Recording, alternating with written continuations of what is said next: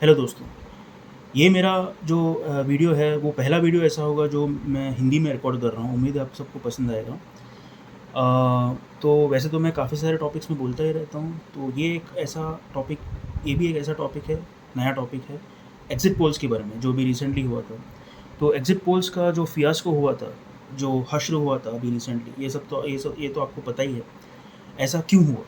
ये सवाल उठता है। तो काफ़ी सारे एग्ज़िट पोल ऑर्गेनाइजेशंस हैं जिन्होंने प्रेडिक्ट किया था 400 पार बीजेपी के लिए, लेकिन रिज़ल्ट क्या हुआ आपको पता ही है। इसमें एक चीज़ मैं कहना चाहूँगा कि जो एग्ज़िट पोल्स का वैसे काफ़ी सारी चीज़ें एलिज किए गए, जैसे कि स्टॉक मार्केट में लिंक जो है, और फिर जो काफ़ी काफ़ी हद तक जो बायस रहता है पॉलिटिकल पार्टी के प्रति, नमन किया जाता है, भक्ति होती है। तो ये सब चीज़ें और काफ़ी काफ़ी हद तक ये सब सारी चीज़ें सही भी हो सकती हैं। लेकिन यहाँ पे मैं 2 व्यक्तियों का नाम लेना चाहूँगा। योगेंद्र यादव जो पूर्व पोलस्टर रह चुके हैं, और पार्कला प्रभाकर जो अभी के फाइनेंस मिनिस्टर निर्मला सीतारमन के हस्बैंड हैं, और खुद एक रिनाउंड ऑथर भी। तो उनका प्रेडिक्शन बहुत ही एक्यूरेट निकला था, और जो रिजल्ट्स आए थे उन्हीं के बताए हुए रेंज में के अंदर ही थे। तो उन्होंने ऐसा क्या देखा? उनके पास ना संशोधन था, ना ना फंडिंग थी, ना ऑर्गेनाइजेशनल स्ट्रक्चर था। फिर उन्होंने कैसे ये मैजिक कर दिखाया? तो शायद ये मैजिक नहीं है, शायद उन्होंने ह्यूमिलिटी से और ज़मीनी हकीकत से जुड़ के उन्होंने काम किया, जो कि प्रोफेशनल पोस्टर्स ने शायद नहीं किया।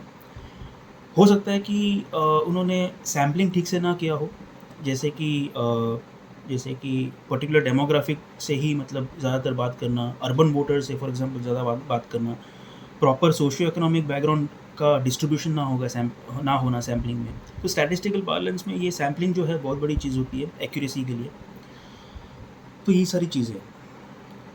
फिर हो सकता है साइलेंट वोटर जो है, उनका ठीक से जो ओपिनियंस है, जो उनका फीडबैक है, वो मतलब कैप्चर नहीं हुआ ठीक से।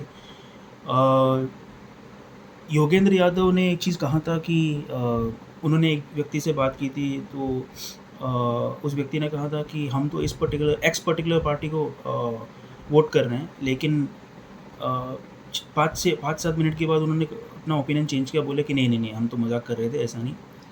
तो ऐसे काफ़ी सारे डायनामिक्स हैं। भारत जैसे विशाल देश में डेमोग्राफिक या पॉलिटिकल डायनामिक्स चेंज होते रहते हैं, और उनको कैप्चर करना बहुत ज़रूरी है। अगर कैप्चर नहीं करोगे तो यही हश्र होगा।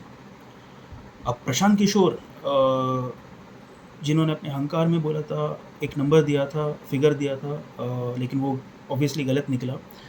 तो वो क्यों हुआ? तो अगेन ज़मीनी हकीकत से उनका मतलब जो वो आउट ऑफ टच हुए थे शायद से, वो एक रीज़न हो सकता है।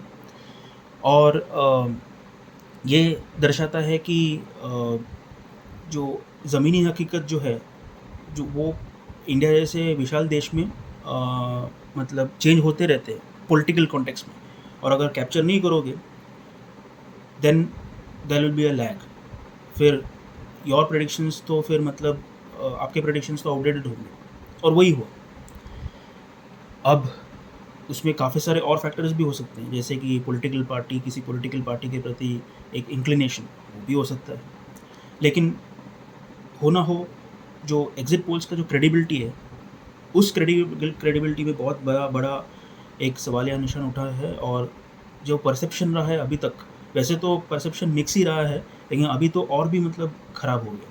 तो वो एक चीज़ है। तो आगे चल के पीपल विल, जिसे कहते हैं अंग्रेज़ी में, people will take it with a pinch of salt. तो वही होने वाला है। तो ये इसमें एक विरोधाभास भी है कि मैं जो ये हिंदी में रिकॉर्ड कर रहा हूँ, क्योंकि ये एग्ज़िट पोल्स और पॉलिटिक्स रिलेटेड है।